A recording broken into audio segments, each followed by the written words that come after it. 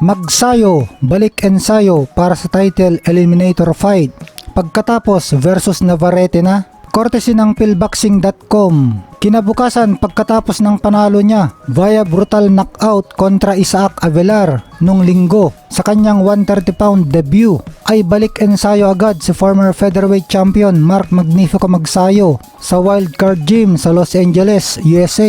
Hindi nagtagal ang pagdispatsa ni Magsayo kay Avelar na bumagsak ng 2 beses sa pangatlong round at kinailangang buhatin ng stretcher palabas ng lona. Wala daw balak si Magsayo na umuwi sa Pilipinas kasamang asawa niyang si Frances hanggang walang bagong title belt na nakapulupot sa kanyang baywang. Si Avelar ang unang pagsubok ni Magsayo sa super featherweight at nagmukha siyang halimaw sa kanilang laban. Madali lang daw niyang nakuha ang timbang sa inakyatang division. Dala daw niya ang kanyang lakas sa 130 pounds na nakita naman natin sa laban.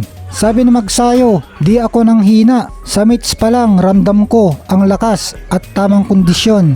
Praktisado daw ni Magsayo yung left hook na ginamit niya para patulugin sa Avelar. Araw-araw daw prenaktis ang left hook delivery para sa muscle memory. Kasama niya sa pagpraktis ang kanyang coach na si Marvin Samodio. Focus din daw sila sa depensa at timing. Natakot daw si Magsayo nung hindi bumangon at na-stretcher sa Avelar, pero conscious naman daw ito. Inaayos daw ni MP Promotions head Sean Gibbons ang kanyang title eliminator fight sa Marso o Abril next year.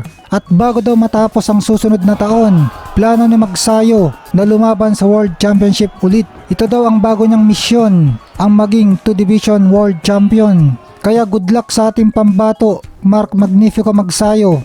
Isa sa champion sa Super Featherweight Division. Ang masarap panoorin na si Emmanuel Vaquero Navarrete. Magandang laban ito para kay Magsayo.